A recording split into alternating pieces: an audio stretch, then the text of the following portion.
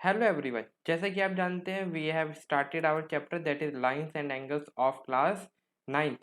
तो हमने लाइंस और एंगल्स के बारे में अच्छे से पढ़ लिया था और 6.1 हमने एक्सरसाइज अच्छे से कर ली थी। तो इस वीडियो के अंदर हम सीखेंगे पैरेलल लाइंस और ट्रांसवर्सल लाइंस क्या होती हैं, और तभी इसको सीखने के बाद हम आगे के जो एक्सरसाइज है दैट इज 6.2 6.3 वो सॉल्व तभी कर पाएंगे जब हमें ये टॉपिक अच्छे से पता होगा। और इसी वीडियो के अंदर हम एग्जाम्पल्स भी देखेंगे कुछ, जिससे आपको टॉपिक में मोर क्लियरिटी हो जाएगी। तो देखिए बच्चों, आपको पैरेलल लाइंस तो पता है। पैरेलल लाइंस क्या होती है? तो पैरेलल लाइंस जो कभी भी मीट नहीं होती, यानी कभी भी किसी भी पॉइंट पे जाके आपस में मिलती नहीं है, उसको हम कहते हैं पैरेलल लाइंस। तो आप देख सकते हैं ये मैंने ये दो लाइंस बनाई हैं। ये देखिए, ये आगे कॉन्टिन्यूस जाए जा रही है, ऊपर वाली भी जाए जा रही है, लेकिन आपस में कभी भी मीट नहीं हो रही है। ओके, तो ये होती है इस तरह की पैरेलल लाइंस जो कभी इंटरसेक्ट नहीं करती, कभी मीट नहीं करती। ओके, तो पैरेलल लाइंस का मतलब तो आपको पता है, लेकिन ये ट्रांसवर्सल लाइंस क्या होता है? तो देखिए डेफिनेशन क्या दे रखी है आपको। तो line which intersect two or more distinct lines is called the transversal lines. तो सपोज देखिए, आपने दो पैरेलल लाइन बनाई, कुछ इस तरीके से बनाई, ये दो पैरेलल लाइन बनाई। तो इसको कट करने वाली ये जो लाइन होगी, जो दोनों लाइंस को कट करी, ये क्या होगी? ये होगी आपकी ट्रांसवर्सल लाइन। ये जो मैंने जिस लाइन पे एरो बना रखा है, तो जरूरी नहीं कि पैरेलल लाइंस को ही कट करे। तो सपोज आपने कोई भी लाइंस बना रखी, सपोज इस तरीके से आपने कोई दो लाइंस बना रखी है। ओके, और इनको कौन सी लाइन कट करी? इन दोनों लाइन को ये कट कर रही है, जिस लाइन को मैंने एरो से ड्रॉ कर रखा है। तो ये क्या हो जाएगी? ये आपकी हो जाएगी ट्रांसवर्सल लाइंस। ओके, तो ट्रांसवर्सल लाइन क्या होती है? वो लाइन जो दो डिस्टिंक्ट लाइन को क्या करती है, एक पॉइंट पे कट करती है या इंटरसेक्ट करती है, उसे हम कहते हैं ट्रांसवर्सल लाइन। तो देखिए, अब जो आपके समझने के लिए है वो ये डायग्राम समझिए बच्चों। ये डायग्राम मैंने आपकी बुक से ले रखा है। इसके अंदर से हम क्या करेंगे, कुछ एंगल्स के बारे में सीखेंगे। तो देखिए, सबसे पहले ये आपको दो एम और एन, ये दिख रहा है आपको? ये एम और एन दो लाइंस है, इसको कौन सी लाइन कट कर रही है? एल। एल कौन सी लाइन हो गई? एल हो गई आपकी ट्रांसवर्सल लाइन। एल आपकी हो गई ट्रांसवर्सल लाइन। तो ये हो गई आपकी ट्रांसवर्सल लाइन, और एम और एन आपकी दो लाइंस है। तो इसके अंदर सबसे पहले हम देखेंगे दैट इज एक्सटीरियर एंगल। तो एक्सटीरियर एंगल क्या होते हैं? तो चलिए सबसे पहले हम क्या करें, चलो रेड कलर है ना। तो देखिए, जो ये दोनों लाइंस है एम और एन, तो इनके जो बाहर के एंगल्स है, ये एक तो वन एंगल आपको दिख रहा है, ये एक वन एंगल, और दूसरा क्या है, ये टू एंगल। तो वन और टू दोनों इस लाइन के ऊपर हैं। और नीचे देखोगे तो नीचे ये जो एट एंगल आपको दिख रहा है, और एक ये सेवन एंगल आपको दिख रहा है। तो ये दोनों एंगल क्या हो गए? और वन टू एट और सेवन दोनों क्या, दोनों लाइन के बाहर है ना, तो वो हो गए आपके एक्सटीरियर एंगल्स। तो सिमिलरली इंटीरियर एंगल्स क्या हो जाएंगे? जो इन दोनों लाइंस के अंदर बने हुए हैं। तो जो इन दोनों लाइन के अंदर कौन से एंगल बने हुए हैं? एक तो ये एंगल 4, एंगल 3, एंगल 5, देख रहे हो आप, और ये एंगल 6। तो एंगल 3, एंगल 4, एंगल 5 और एंगल 6, यही मैंने बोला, ये हो गए कि आपके इंटीरियर एंगल्स। तो एक्सटीरियर और इंटीरियर एंगल आपको समझ में आए? तो चलिए अब हम और आगे देखते हैं। नेक्स्ट हम देखते हैं कॉरेस्पॉन्डिंग एंगल्स क्या होते हैं। कॉरेस्पॉन्डिंग एंगल्स, तो सपोज ये देखिए, एंगल 1 देखिए, ये रहा आपका एंगल 1, और ये देखिए एंगल 5। एंगल 1 और एंगल 5 को देखिए, ये जो एंगल 5 है वो एन लाइन के ऊपर बना हुआ है, और जो एंगल 1 है वो आपका एम लाइन के ऊपर बना हुआ है। तो ये दोनों क्या हो जाएंगे? आपके कॉरेस्पॉन्डिंग एंगल्स हो जाएंगे। सिमिलरली अगर आप देखना चाहो, तो ये एंगल 2 का कॉरेस्पॉन्डिंग एंगल क्या होगा? एंगल 2 का कॉरेस्पॉन्डिंग एंगल आपका एंगल 6 होगा। ओके, तो एंगल 2 का कॉरेस्पॉन्डिंग एंगल 6 होगा। ऐसे ही आप देख रहे हो एंगल 4 और एंगल 8। तो एंगल 4 आपका ये जो P, और ये रहा आपका एंगल Q, यानी ये 8। तो देख सकते हो ये एंगल 4 और एंगल 8 क्या हो गए? आपके कॉरेस्पॉन्डिंग एंगल्स हो गए। सिमिलरली एंगल 3 और 7। तो आई होप आपको कॉरेस्पॉन्डिंग एंगल समझ में आए। तो वो एंगल जो देखिए, जो एम लाइन की इधर भी ऊपर बन रहा है और लेफ्ट हैंड साइड पे बन रहा है, और एम लाइन के भी इधर ऊपर बन रहा है और लेफ्ट हैंड साइड पे बन रहा है, तो ये होते हैं आपके कॉरेस्पॉन्डिंग एंगल्स। नेक्स्ट देखिए, ऑल्टरनेट इंटीरियर एंगल्स, तो ऑल्टरनेट इंटीरियर एंगल्स यानी सबसे पहले तो इंटीरियर एंगल आपको पता है कौन कौन से हैं, सिर्फ 3 4 5 6, 3 4 5 6 है ना। तो ऑल्टरनेट यानी एक लाइन के राइट हैंड साइड और दूसरा लाइन के लेफ्ट हैंड साइड।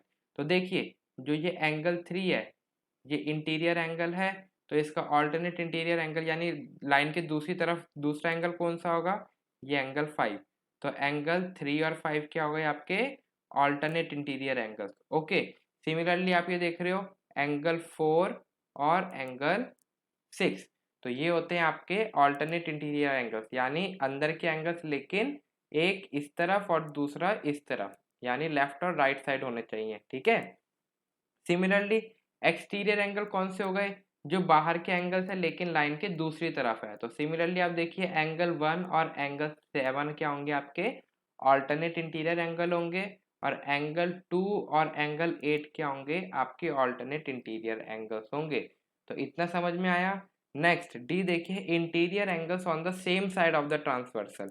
तो इंटीरियर एंगल्स और ट्रांसवर्सल लाइन के एक ही तरफ है, तो वो कौन कौन से है, एंगल 4 और एंगल 5 और एंगल 3 और एंगल 6। तो ये हो गए आपके एंगल 4 और angle 5 interior angles on the same side of the transversal. Similarly angle 3 और एंगल 6। ये समझ में आए इतने टाइप्स के एंगल। अगर नहीं समझ में आए एक बार वीडियो को दोबारा सुनेंगे सभी बच्चे, और फिर आपको ये चीज़ें मेमोराइज ऑटोमेटिकली हो जाएगी। अब देखिए बच्चों, जो आपके इंटीरियर एंगल्स होते हैं ना same side of the transversal, यानी ये जो हमने डी पार्ट पढ़ा है ना, इसको हम और क्या कह सकते हैं, इनको हम कॉन्जिक्यूटिव इंटीरियर एंगल्स भी बोलते हैं, एलाइड एंगल्स भी बोलते हैं, और को इंटीरियर एंगल्स भी बोलते हैं। तो समझ में आया आपको क्या बोलते हैं, एक तो हम इन्हें कॉन्जिक्यूटिव इंटीरियर एंगल्स भी बोल सकते हैं, एलाइड एंगल्स भी बोल सकते हैं, और को इंटीरियर एंगल्स भी बोल सकते हैं। ये आपका 1 मार्क्स का क्वेश्चन अच्छा बन सकता है, जो कि आपसे एग्जाम में पूछा जा सकता है। तो ये चीज़ आपको अच्छे से याद रखनी है। तो चलिए अब हम कुछ रिलेशन देखते हैं, अगर दो पैरेलल लाइंस के बीच के अंदर और एंगल्स के बीच में। तो हम क्या कर रहे हैं, अब हम रिलेशन देख रहे हैं angles between the line M and N. तो पैरेलल लाइंस देखिए आपकी एम और एन क्या है, दो पैरेलल लाइंस है। तो अब देखिए इसके अंदर भी अगर आपसे कॉरेस्पॉन्डिंग एंगल्स पूछा जाए तो कौन से हैं, तो कॉरेस्पॉन्डिंग एंगल है आपका 1 और 5, सिमिलरली 2 और 6, देन 4 और 8 और 3 और 7। तो ठीक है, तो इसके अंदर भी आपके एक corresponding angles, interior angles, alternate interior angles, ये सब आपके इसमें बन रहे हैं। तो देखिए एग्जाम देखिए, अब देखिए ये सब चीज़ें बच्चों आपको याद रखनी है। ये एक तरीके की प्रॉपर्टीज ही हैं जो आपको याद रखनी है, एग्जाम में क्वेश्चंस के वक्त आपको बहुत हेल्पफुल होती हैं। तो ये एग्जाम क्या कह रहा है बच्चों, if a transversal line intersect two parallel lines, अगर कोई ट्रांसवर्सल लाइन दो पैरेलल लाइंस को इंटरसेक्ट करती है तो each pair of corresponding angles are equal. तो इसका मतलब क्या है, अगर कोई भी ट्रांसवर्सल लाइन दो पैरेलल लाइंस को इंटरसेक्ट करती है तो क्या होता है, जो आपके कॉरेस्पॉन्डिंग एंगल्स होते हैं वो आपके इक्वल होते हैं। तो एंगल 1 और एंगल 5 कॉरेस्पॉन्डिंग एंगल्स है ना, ये दोनों इक्वल हो जाएंगे। कब, जब दो लाइंस आपस में क्या है पैरेलल है और उन्हें एक लाइन इंटरसेक्ट कर दी है।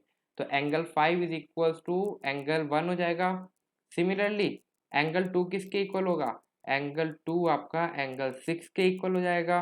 तो angle 2 is equals to angle 6, then angle 4 is equals to angle 8 हो जाएगा। So angle 4 is equals to angle 8 and angle 3 is equals to angle 7। तो क्या बोला हमने, angle 3 is equals to angle 7। तो ये एग्जाम आपको याद रखना, क्या कहा इस एग्जाम ने, कि जब भी दो पैरेलल लाइंस को एक ट्रांसवर्सल लाइन इंटरसेक्ट करेगी तो कॉरेस्पॉन्डिंग एंगल्स आपके क्या होते हैं, इक्वल होते हैं। तो नेक्स्ट एग्जाम 6.4 आपको क्या कह रही है कि if a transversal line intersect two lines such that pair of corresponding angles are equal then two lines are parallel to each other। इसका मतलब क्या है, अगर मेरे कॉरेस्पॉन्डिंग एंगल कौन से है मेरे, अगर मैं बोलूँ ये वाला एंगल, ये जो इतना आपको शेड पोर्शन दिख रहा है एंगल 1, इसका कॉरेस्पॉन्डिंग एंगल क्या होगा, ये वाला होगा, एंगल आर के लेफ्ट हैंड साइड वाला, तो ये हो गया एंगल 2। तो अगर angle 1 is equals to angle 2 है, इसका मतलब क्या है, ए बी और सी डी क्या है मेरी पैरेलल लाइंस है, ए बी और सी डी क्या होगी मेरी पैरेलल लाइंस होगी। यही नहीं, अगर आप बोलते दैट इज दूसरा कॉरेस्पॉन्डिंग एंगल्स ले लो, तो कॉरेस्पॉन्डिंग एंगल्स तो आपका ये भी है, तो इसको आप बोल लो एंगल 1 और इसको आप बोल लो एंगल 2। तो ये दोनों भी इक्वल हो जाए तो क्या होगा कि ए बी और सी डी क्या होगी, मेरी पैरेलल लाइंस होगी। तो this is your axiom 6.4। I hope आपको समझ में आया कि क्या कह रहा है कि अगर ट्रांसवर्सल लाइन दो लाइन को इंटरसेक्ट कर रही है और अगर pair of corresponding angle equal होते हैं तो दो लाइंस क्या होंगी, आपस में पैरेलल होंगी। देखिए थ्योरम, आप देखिए थ्योरम्स के आपको प्रूफ नहीं करने, बस आपको थ्योरम्स याद रखनी है, थ्योरम्स की मीनिंग आपको याद रखनी है। तो जो अभी हमने ऊपर एग्जाम्स में देखी वही इधर थ्योरम लिख रखी है कि अगर इन transversal if a transversal intersect two parallel lines, यानी अगर कोई भी ट्रांसवर्सल लाइन दो पैरेलल लाइंस को इंटरसेक्ट करती है तो each pair of alternate interior angles क्या होते हैं, इक्वल होते हैं। क्या कह रहे हैं हम कि each pair of alternate interior angles, यानी अगर दो पैरेलल लाइंस को एक ट्रांसवर्सल लाइन, यानी ये जो पी ट्रांसवर्सल लाइन है इंटरसेक्ट कर रही है, तो जो ऑल्टरनेट इंटीरियर एंगल होंगे ना, ये आपको ऑल्टरनेट इंटीरियर एंगल अब आपको अच्छे समझ में आ गए हैं। तो ये दोनों एंगल क्या होंगे, ये दोनों एंगल आपके आपस में इक्वल ही होंगे। सिमिलरली जो इसके इधर एंगल बन रहा होगा और इसके इधर एंगल बन रहा होगा तो ये दोनों एंगल भी आपस में इक्वल होंगे। तो ये भी याद रखना है। आई होप समझ में आया। नेक्स्ट 6.3 देखिए बच्चों, 6.3 थ्योरम आपको कह रही है कि अगर ट्रांसवर्सल लाइन दो लाइन को कुछ इस तरीके से इंटरसेक्ट करती है कि pair of alternate interior angle equal हो जाता है तो दो लाइंस क्या होती हैं, आपस में पैरेलल होती हैं। तो यही जो ऊपर हमने 6.2 थ्योरम पढ़ी ना, इसी का उल्टा कर दिया। अब इसमें क्या बोल रहा है, थ्योरम 6.2 हमें कह रही थी कि अगर दो पैरेलल लाइंस और उसे ट्रांसवर्सल लाइन इंटरसेक्ट कर रही है तो ये जो अल्टरनेट इंटीरियर एंगल होंगे ये इक्वल होंगे। लेकिन 6.3 थ्योरम हमें क्या कह रही है, अगर कोई भी दो लाइंस को ये पी जो ट्रांसवर्सल लाइन है इस तरीके से इंटरसेक्ट कर रही है और अगर ये angle Q is equal to angle R हो जाता है, इसका मतलब क्या है, A और C आपकी क्या है, यानी AB और AC आपकी पैरेलल लाइंस होगी। ओके, देन 6.4 थ्योरम समझिए। 6.4 थ्योरम आपको कह रही है कि अगर transversal intersect two parallel lines, अगर टू पैरेलल लाइंस को ट्रांसवर्सल लाइन इंटरसेक्ट कर रही है तो each pair of interior angles on the same side of transversal is supplementary। इसका मतलब क्या है, तो सपोज लेट कीजिए ये आपकी पैरेलल लाइंस है दो, एक ये A और ये B, तो ये है आपकी A और ये है B, ये दोनों पैरेलल लाइंस हैं और इनको इंटरसेक्ट कर रही है ये L लाइन। तो इसका मतलब क्या है, जो इस साइड जो एंगल बन रहे हैं इंटीरियर ऑल्टरनेट इंटीरियर एंगल्स, नहीं ऑल्टरनेट इंटीरियर एंगल्स नहीं, को इंटीरियर एंगल्स। ओके, तो इन दोनों एंगल यानी एंगल 1 और एंगल 2, तो एंगल 1 प्लस एंगल 2 का सम क्या होगा, 180 डिग्री ही होगा। सिमिलरली अगर आप देखेंगे एंगल 3 नाम दे दो इधर और एंगल 4, तो एंगल 3 प्लस एंगल 4 का सम क्या होगा, 180 डिग्री ही आएगा। ओके, तो दिस इज योर थ्योरम 6.4। और 6.5 थ्योरम आपकी कहती है कि अगर ट्रांसवर्सल लाइन दो लाइन को कुछ इस तरीके से कट कर रही है कि जो पेयर ऑफ इंटीरियर एंगल है उनका सम क्या आ रहा है, उनका सम आ रहा है आपका 180 डिग्री, तो दो लाइंस क्या होंगी, पैरेलल होगी। तो यही 6.4 थ्योरम का इन्होंने क्या कर दिया, रिवर्स कर दिया। तो क्या कह रही है थ्योरम कि अगर आपको एंगल 1 प्लस एंगल 2 180 डिग्री मिलता है या एंगल 3 प्लस एंगल 4 180 डिग्री मिलता है तो ये जो ए और बी लाइन होगी ये किस तरीके की होंगी, ये आपकी पैरेलल लाइंस होंगी। ओके, तो this is your theorem. I hope आपको इतना तो समझ में आया होगा। Next lines parallel to the same line के अंदर आपकी एक थ्योरम है, तो this is your last theorem जो क्या कहती है कि lines which are parallel to the same line are parallel to each other, यानी ये जो ये जो L है वो M के पैरेलल है, ये जो L लाइन है वो किसके पैरेलल है, ये जो डबल स्लैश आपको दिख रहे हैं ना ये क्या है, पैरेलल के साइन होते हैं। तो L जो लाइन है वो M के पैरेलल है और ये जो M आपको दिख रही है वो किसके पैरेलल है, जो M है वो आपकी N के पैरेलल है। तो हम क्या बोल सकते हैं, अगर L M के पैरेलल है और M जो है वो N के पैरेलल है तो इधर से हम बोल सकते हैं कि L जो लाइन है वो किसके पैरेलल होगी, वो N के पैरेलल भी होगी। ओके, तो ये तीनों लाइंस क्या हो गई, आपस में पैरेलल हो गई। तो हम बोल रहे हैं L is parallel to M is parallel to N। तो दिस इज योर थ्योरम 6.6। तो आपको सारी थ्योरम्स अच्छे से समझ में आ गई। तो चलिए अब हम अपने एग्जाम्पल से स्टार्ट करते हैं बच्चों। क्या कह रहा है, आपको ये फिगर कुछ इस तरीके से गिवन है आपकी बुक के अंदर, और इसमें कह रहा है कि जो पी क्यू है वो किसके पैरेलल है, आर एस के पैरेलल है। यानी ये जो आपको लाइन दिख रही है ये पी क्यू किसके पैरेलल है, आर एस के पैरेलल है। और आपको एंगल एम एक्स क्यू बोल रखा है, वो कितना दे रखा है 135 डिग्री। तो ये एंगल आपको दिख रहा है, ये एंगल आपको गिवन है दैट इज 135 डिग्री। और एंगल एम वाई आर, तो एम वाई आर कौन सा एंगल है, ये रहा आपका एम, ये रहा आपका वाई और ये रहा आपका आर। तो एंगल एम वाई आर यानी वाई के ऊपर एंगल बन रहा है और वो क्या है, वो आपका 40 डिग्री। तो ये एंगल आपको गिवन है, एंगल एम एक्स क्यू और एंगल एम वाई आर। तो आपको क्या फाइंड आउट करना है, आपको फाइंड आउट करना है एंगल एक्स एम वाई। तो एंगल एक्स एम वाई कहाँ लाई करेगा, तो एम पे लाई करेगा। कहाँ लाई करेगा, ये रहा आपका एक्स, ये रहा आपका एम, ये रहा आपका वाई। तो देखिए एंगल एक्स एम वाई कहाँ लाई करेगा, एंगल एक्स एम वाई आपका अंदर की तरफ इधर की तरफ लाई करेगा। तो आपको क्या फाइंड आउट करना है, आपको ये एंगल फाइंड आउट करना है। ओके, ये एंगल आपको फाइंड आउट करना है। तो चलिए अब हम क्या करते हैं, इसके अंदर अब हम कुछ कंस्ट्रक्शन करते हैं। तो कंस्ट्रक्शन के लिए चलिए हम ले लेते हैं ग्रीन कलर, जिससे आपको देखने में आसानी होगी। तो देखिए हम कंस्ट्रक्शन करते हैं दैट इज, हम एक कंस्ट्रक्शन करें कुछ इस तरीके से कि ए बी हम लाइन ड्रॉ कर रहे हैं, ए बी हम लाइन ड्रॉ कर रहे हैं, इस लाइन का नाम दे दो ए बी, जो कि किसके पैरेलल है, जो कि पी क्यू और आर एस के पैरेलल है। तो आप क्या लिखेंगे, सबसे पहले तो आप गिवन लिख देंगे।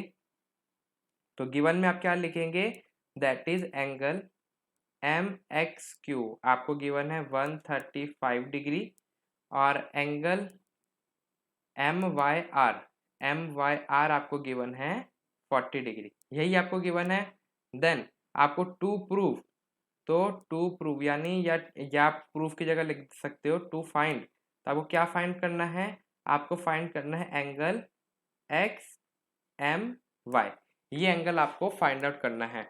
तो चलिए अब आप क्या कर रहे हैं, सबसे पहले कंस्ट्रक्शन कर रहे हैं। तो आप इधर लिखेंगे कंस्ट्रक्शन। तो कंस्ट्रक्शन में आप लिखेंगे through point M, through point M draw a parallel line, draw a parallel line A B such that, किस तरीके से, तो एस टी नहीं लिखना, आप लिखेंगे such that A B is parallel to, A B is parallel to P Q and A B is parallel to R Y, A B is parallel to R S लिख दो। Okay, तो A B किसके parallel है, इस P Q line के parallel है और इस आर एस लाइन के पैरेलल है। तो अब देखिए बच्चों, जो मेरे को आपको समझाना है, तो अगर मैंने इस तरीके से कुछ कंस्ट्रक्शन की, तो एक ही एंगल ऊपर की तरफ बन गया और एक ही एंगल नीचे की तरफ बन गया। इस ए बी लाइन को आप कंसीडर कीजिए। तो ये जो एंगल था, ये जो है आपका एंगल जो मैं रेड कलर से पूरा शो कर रहा था, अब ये दो पार्ट्स में डिवाइड हो गया। तो अब देखिए, अब हमने अपनी एक थ्योरम पढ़ी थी, तो अब हम क्या कर रहे हैं, अब हम प्रूफ कर रहे हैं। तो अब आपने थ्योरम पढ़ी थी कि इंटीरियर एंगल्स की, आपने एक थ्योरम पढ़ रखी थी कि ये एंगल यानी जब दो एंगल्स जो एक ही साइड पे लाई करेंगे, उन दोनों एंगल्स का सम कितना होगा, उन दोनों एंगल्स का सम होगा 180 डिग्री। आपने थ्योरम पढ़ी थी, तो देख सकते ये वाली थ्योरम, अगर कोई भी दो पैरेलल लाइंस, कोई भी दो पैरेलल लाइंस आपस में इंटरसेक्ट कर रही है और उसमें एक ट्रांसवर्सल लाइन उसे इंटरसेक्ट कर रही है, तो ये जो अंदर के एंगल्स होंगे, यानी एंगल 1 प्लस एंगल 2 कितना होगा, 180 डिग्री होगा। तो यही वाली देखिए, ये थ्योरम आपको लिखनी नहीं है लेकिन आपको याद आनी चाहिए। तो अब हम क्या कह रहे हैं, तो देखिए सबसे पहले आप क्या कीजिए, आप इस ऊपर वाले एंगल को नाम दे दो ए और नीचे वाले एंगल को नाम दे दो बी। तो हम क्या बोल रहे हैं, हम बोल रहे हैं that is let angle X M B. तो एक्स एम बी को हमने ए लेट कर लिया, and angle Y M B, angle Y M B को हमने क्या लेट कर लिया, एंगल वाई एम बी को हमने बी लेट कर लिया। तो देखिए, तो जो पूरा एंगल है, तो जो पूरा एंगल है that is angle X M Y, जो ये आपको फाइंड करना है किसके इक्वल हो जाएगा, इन दोनों एंगल्स को जब ऐड कर दोगे यानी angle X M B plus angle Y M B, तो ये आपको फाइंड आउट करना है। तो ठीक है, इस तरीके से आप एक्स एम बी को एक्स एम वाई को फाइंड आउट कर सकते हैं। तो आप लिखेंगे now A B is parallel to P Q. अगर ए बी पी क्यू के पैरेलल है तो एंगल ए एंड, तो क्या बोलेंगे, angle A and angle X, sorry angle M X Q, angle M X Q क्या होंगे, एंगल एम एक्स क्यू आपके होंगे इंटीरियर एंगल्स। तो these are interior angles on the same side, on the same side of transversal। तो ये आप लिख सकते हैं कि ये दोनों एंगल क्या है, आपके इंटीरियर एंगल है और आपके दोनों एक ही जगह लाई कर रहे हैं। तो therefore angle A plus angle M X Q, angle M X Q किसके इक्वल होगा, 180 डिग्री के इक्वल होगा, दोनों का सम 180 डिग्री होगा। और angle M X Q, angle M X Q की वैल्यू आपको क्या गिवन है, 135 डिग्री गिवन है। तो angle A plus 135 degree is equals to 180 degree. तो देखिए इधर से आपकी वैल्यू निकल सकती है, जब आप एंगल ए की वैल्यू निकल सकती है तो एंगल ए की वैल्यू क्या आ जाएगी, that is 180 degree minus 135 degree which is equals to 45 degree. तो इधर से आपको एंगल ए की वैल्यू निकल गई। अब हमें क्या फाइंड आउट करना है, एंगल बी फाइंड आउट करना है। तो आपने एक और थ्योरम आपने पढ़ रखी है कि अगर दो पैरेलल लाइंस और एक ये ट्रांसवर्सल लाइन, यानी ये जो आपकी ये लाइन है ना, इसको थोड़ा एक्सटेंड करके देखो, ये ड्रॉ मत करना, इसे रहो, ये एक आपकी एक ट्रांसवर्सल लाइन हो गई। तो ये जो आपको दिख रही है जो कि इस तरीके से है, तो एक इस लाइन के लेफ्ट हैंड साइड पे आपका क्या बन रहा है, एंगल 40 डिग्री, और दूसरी साइड पे है आपका कौन सा एंगल, दूसरी साइड पे है आपका ये बी एंगल। तो angle 40 is equals to angle B हो जाएगा। क्यों हो जाएगा, बिकॉज ये आपके क्या है, ऑल्टरनेट इंटीरियर एंगल से पैरेलल लाइंस के अंदर। तो अब हम क्या बोल रहे हैं, आई होप इतना आपको समझ में आया। तो अब हम बोल रहे हैं now that is A B is parallel to R S. अगर ए बी आपका आर एस के पैरेलल है तो angle B and angle angle कौन सा है, ये एंगल 40 डिग्री है आपका एम वाई आर। तो एंगल एम वाई आर ये किस तरीके के एंगल है, these are alternate interior angles. तो आप लिखेंगे that is angle B and angle M Y R alternate in alternate angles, alternate interior angles आप बोल सकते हो। तो ऑल्टरनेट इंटीरियर एंगल्स, तो अगर ये इंटीरियर एंगल्स है इसका मतलब क्या है, angle B is equals to angle M Y R हो जाएगा। तो एंगल बी की वैल्यू क्या आ गई, एंगल बी की वैल्यू आपकी आ गई 40 डिग्री। तो आपको यही दो वैल्यूज फाइंड आउट करनी थी। तो आपको क्या मिल गया, एंगल एक्स एम बी, यही आपको फाइंड आउट करना था। ये किसके इक्वल था, angle A plus angle B, जो कि आपका क्या आया, तो एंगल ए आपका आया था 45 डिग्री प्लस एंगल बी आपका आया था 40 degree which is equals to 85 degree. So this is your solution. तो आप लास्ट में लिख देंगे that is angle X M B is equals to 85 degree is the answer. तो हैंस प्रूफ। तो यही आपको प्रूफ करना था, या आप हैंस प्रूफ नहीं लिखेंगे बिकॉज इसमें प्रूफ नहीं करना था, आपको वैल्यू निकालनी थी। तो एंगल एक्स एम बी के आगे आपका 85 डिग्री। तो आई होप आपको इसका सॉल्यूशन अच्छे से समझ में आया होगा जो हमने इसमें प्रूफ किया है। एग्जाम्पल 5 देखिए बच्चों, एग्जाम्पल 5 आपको गिवन है, ये if a transversal intersect two lines such that bisector of a pair of corresponding angle are parallel। क्या कह रहा है कि जो ट्रांसवर्सल लाइन आपको दिख रही है, ये ट्रांसवर्सल लाइन AD ये किस तरीके से एंगल्स को कट कर रही है, कि such that bisector of pair of corresponding angles are parallel। ये जो आपका बाइसेक्टर दिख रहे हैं आपको, ये एक तो BE और ये दूसरा आपको दिख रहा है CD। तो ये भी क्या है, ये दोनों आपस में पैरेलल है। और हमें क्या प्रूफ करना है, हमें प्रूफ करना है कि ये जो पी क्यू है, ये जो पी क्यू है ये किसके पैरेलल है, ये आर एस के पैरेलल है। तो हमें क्या प्रूफ करना है, P Q is parallel to R S. तो ये ए डी है, ये आपकी ट्रांसवर्सल लाइन है, और ये जो आपका बी ई है, आई होप ये आपको अच्छे से क्लियर होगा। और ये जो आपको सी डी दिख रहा है, ये दोनों क्या है, ये दोनों भी आपस में पैरेलल है, और हमें प्रूफ करना है P Q is parallel to R S. तो चलिए इसका आप सॉल्यूशन कैसे लिखेंगे, तो सबसे पहले आप गिवन लिखेंगे।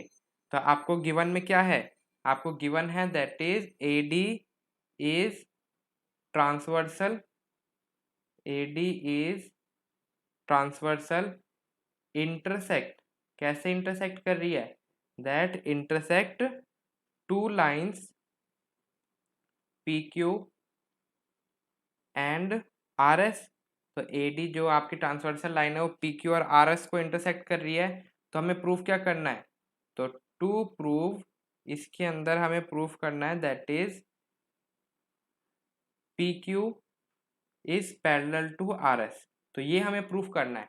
तो देखिए दो लाइन को पैरेलल प्रूफ करने के लिए अगर हम ये प्रूफ कर दें कि ये जो आपका एंगल है अगर ये इस एंगल के इक्वल है, यानी एंगल ए बी क्यू पूरा, तो एंगल ए बी क्यू अगर आपका एंगल बी सी एस के इक्वल है, ओके, तो angle A B Q is equals to angle B C S अगर हम प्रूफ कर दे, तो ये हम अपना अच्छे से समझ लेंगे। तो इस टाइप का आपने एग्जाम देख रखा है, तो ये देखिए एग्जाम 6.4 आपने क्या देखा था कि अगर ट्रांसवर्सल लाइन दो लाइन को इंटरसेक्ट कर रही है और ये कॉरेस्पॉन्डिंग एंगल, यानी ये एक एंगल ये वाला ले लो और दूसरा ये एंगल आर ले लो, अगर ये दोनों आपस में इक्वल होंगे इसका मतलब क्या होगा, ये ए सी क्या होगी, आपस में पैरेलल होगी। या आप प्रूफ कर दो ये एंगल ये वाला इस साइड वाला और ये दूसरी साइड वाला एंगल डी का, तो भी क्या होगी, ये आपस में पैरेलल होगी। सिमिलरली आप नीचे वाले कॉरेस्पॉन्डिंग एंगल्स देख सकते हो, ये भी और ये भी। तो अगर आप कोई सा भी कॉरेस्पॉन्डिंग एंगल अगर ये इक्वल हैं, यानी अगर मैं इसको एंगल 1 बोल रहा हूँ और इसको एंगल 2 बोल रहा हूँ, तो अगर मैं प्रूफ कर दूं angle 1 is equals to angle 2, तो इसका मतलब क्या है, ए सी क्या होंगे मेरे, पैरेलल होंगे।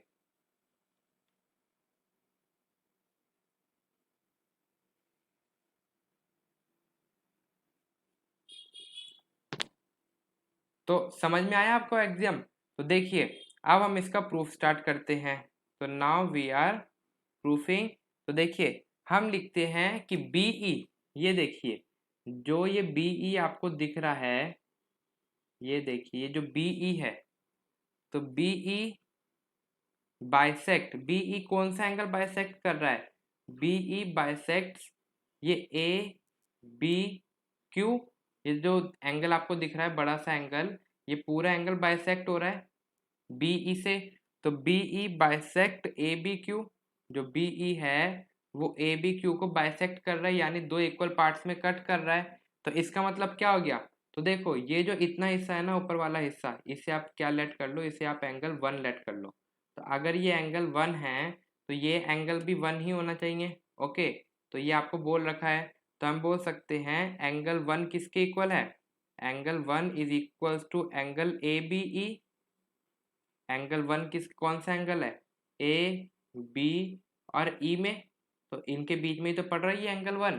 तो आई होप आपको अच्छे से दिख रहा होगा, नहीं दिख रहा तो चलिए मैं एक दूसरा कलर ले लेता हूँ जिससे आपको इजीली विजिबल हो जाए।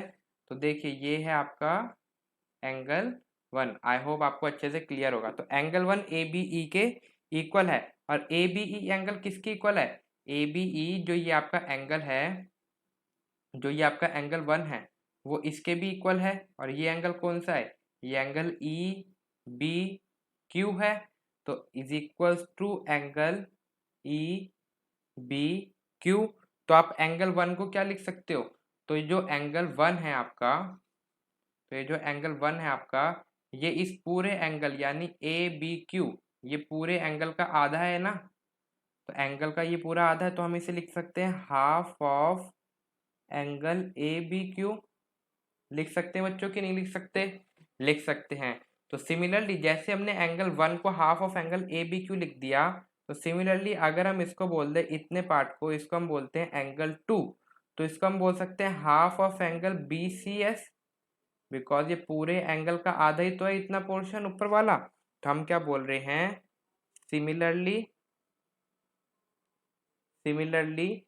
सी सी जी किसको बाइसेक्ट कर रहा है, C G bisect angle B C S को बाइसेक्ट कर रहा है। तो देखिए, तो अब हम बोल रहे हैं that is angle 2 is equals to half of angle B C S, angle B C S. तो ये हो गया आपकी इक्वेशन फर्स्ट और ये हो गई आपकी इक्वेशन सेकंड। अब क्वेश्चन देखिए बच्चों, अब क्वेश्चन में आपको बोल रखा था कि ये जो बीई और सीजी है ये क्या है, आपके आपस में पैरेलल हैं। तो हमने क्या बोला, क्वेश्चन में हमें गिवन है but BE is parallel to CG. तो क्वेश्चन में हमें गिवन है कि बीई सीजी के पैरेलल है। अगर बीई सीजी के पैरेलल है और आपका क्या है, एडी आपका क्या है, ट्रांसवर्सल है, एंड एडी इज ट्रांसवर्सल। तो देखिए बच्चों, तो angle 1 is equals to angle 2 हो जाएगा। तो मैंने क्या बोला, इसको आप एक्सटेंड कर लो बच्चों, तो इसको आप एक्सटेंड कर लो इस तरीके से, ऐसे इसको भी एक्सटेंड कर लो। तो अगर अब इतने पार्ट को आप भूल जाइए, इतने पार्ट को आप भूल जाइए दोनों के। तो देखिए, और ये एडी जो है इसको बाइसेक्ट कर रहा है, तो angle 1 is equals to angle 2 हो जाएगा। तो यही मैंने लिखा है angle 1 is equals to angle 2। तो देखिए, आप क्या करेंगे, आप अपने डायग्राम में इसी तरीके से बस ऐसे लिख देंगे एंगल 1 और एंगल 2। तो एंगल 1 की वैल्यू आपने क्या निकाली, half of angle A B Q. Angle 1 की आपने वैल्यू निकाली half of angle A B Q, और एंगल 2 की वैल्यू आपने निकाली half of angle B C S. तो that is half of angle B C S. तो दोनों तरफ से क्या होगा, तो दोनों तरफ से आपका हाफ कैंसिल हो जाएगा। जब हाफ कैंसिल हो गया तो आपको क्या मिलेगा, angle A B Q is equals to angle B C S. तो हमने क्या बोला, that is angle A B Q. तो ए बी क्यू तो आपको ये पूरा एंगल है और बी सी एस आपका ये पूरा एंगल है। तो ये दोनों एंगल क्या हो गए, आपके इक्वल हो गए। तो ये दो एंगल अगर पूरे हो गए तो हम क्या बोल रहे हैं, देयरफॉर ये किस तरीके के एंगल है, तो दीज आर कॉरेस्पॉन्डिंग एंगल्स। तो देखिए आप इस तरीके से लिखेंगे that is these are corresponding angles therefore. तो हमने यही बोला था अगर हम इसको इक्वल प्रूफ कर दे तो therefore P Q is parallel to R S. देखा, अगर आपको थ्योरम्स और एग्जाम्स अच्छे से पता होंगे तो आपके लिए क्वेश्चन सॉल्व करना कितना आसान है। नेक्स्ट एग्जाम्पल 6 समझिए बच्चों। एग्जाम्पल 6 आपको क्या गिवन है कि ए बी आपकी सी डी के पैरेलल है। ये फिगर देखिए, इसमें ये जो ए बी लाइन दिख रही है आपको, ये रहा ए और ये रहा बी। तो ये जो ए बी किसके पैरेलल है, ए बी आपके ये सी डी लाइन के पैरेलल है। ओके, और जो सी डी है, यानी ये जो सी डी है ये किसके पैरेलल है, ये आपके ई एफ के पैरेलल है। तो ए बी सी डी के पैरेलल है और सी डी ई एफ के पैरेलल है। और ये जो आपको ई ए दे रखा है, ये आप देख रहे हैं, ये जो ई ए है ये क्या है, किस पे परपेंडिकुलर है, ये आपका ए बी पे परपेंडिकुलर है। अगर ये ए बी पे परपेंडिकुलर, इसका मतलब क्या है, ये जो आपको एंगल ए दे रखा है, तो ये जो एंगल ए है ये कितना हो जाएगा, ये एंगल आपका 90 डिग्री हो जाएगा। और आपको एंगल बी ई एफ क्या दे रखा है, एंगल बी ई एफ, यानी ये एंगल आपको कितना गिवन है, जो मैंने डार्क कर रहा है ये है आपका 55 डिग्री। और आपको क्या फाइंड आउट करना है, एंगल एक्स वाई जेड। तो X Y Z find out करना है। तो चलिए इसके लिए मैं आपको दूसरे कलर से शो कर देता हूँ, दैट इज ब्लू कलर से। देखिए, तो ये भी आपको दिखेगा नहीं, तो थोड़ा यस, ये पिंक से मैं आपको शो करता हूँ। ये रहा आपका एंगल एक्स, आई होप आपको दिख रहा है। ये रहा आपका एंगल वाई और ये रहा आपका एंगल जेड। आई होप ये आपको तीन कलर से अच्छे से क्लियर होगा। तो चलिए इसका सॉल्यूशन देखते हैं किस तरीके से। तो सबसे पहले आप क्या लिखेंगे, तो सबसे पहले आप लिखेंगे गिवन। तो गिवन में आप क्या लिख लेंगे, तो गिवन में आपको गिवन है that is A B is parallel to C D और C D is parallel to E F, यही आपको गिवन है। And EA is perpendicular to AB, इतना आपको गिवन है, और एंगल BEF आपको क्या गिवन है 55 डिग्री। अब देखिए बच्चों, अगर CD, ये C और D लाइन को देखिए, CD किसके पैरेलल है? आपका EF के पैरेलल है। तो CD अगर आपका EF के पैरेलल है तो दो लाइंस अगर आपस में पैरेलल होती हैं तो उनके जो इंटीरियर एंगल्स होते हैं, को इंटीरियर एंगल्स, यानी जो सेम साइड वाले एंगल्स आपको दिख रहे हैं, तो मैं क्या कह रहा हूँ, ये एंगल इतना और ये जो एंगल Y है, तो ये कितना होना चाहिए? इन दोनों का सम आपका 180 डिग्री आना चाहिए। ये आपने अपनी थ्योरम पढ़ ली है और एग्जाम में भी आपने अच्छे से समझ लिया है। तो मैं क्या कह रहा हूँ, तो हमें प्रूफ करना है, या आप लिखेंगे इधर टू फाइंड x, y और z, ये एंगल्स आपको फाइंड करने हैं। तो चलिए इसका मैं प्रूफ आपको करके दिखाता हूँ। तो प्रूफ में आप लिख देंगे that is CD is parallel to EF। CD किसके पैरेलल है? CD आपकी EF के पैरेलल है। एंड देन आप देखेंगे अगर CD EF के पैरेलल है तो Y प्लस एंगल कौन सा? एंगल BEF कितना आना चाहिए? 180 डिग्री आना चाहिए। क्यों आना चाहिए? इसका आपने देखिए, आपको लिखने की भी जरूरत नहीं है, वरना लिखना चाहे तो आप लिख सकते हैं that is sum of co interior angles are 180 degree. Okay, तो ये आप लिख सकते हैं that is sum of co interior angles are 180 degree. तो देखिए angle Y plus angle BEF कितना है? 180 डिग्री है। तो एंगल BEF आपको गिवन है, कितना गिवन है? 55 डिग्री। तो Y प्लस 55 डिग्री देखिए कितना हो जाएगा? ये हो जाएगा 180 डिग्री के इक्वल।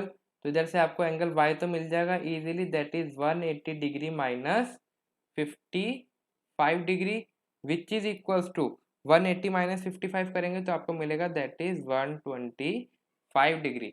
तो y आपको कितना मिल गया? y आपको मिल गया 125 डिग्री।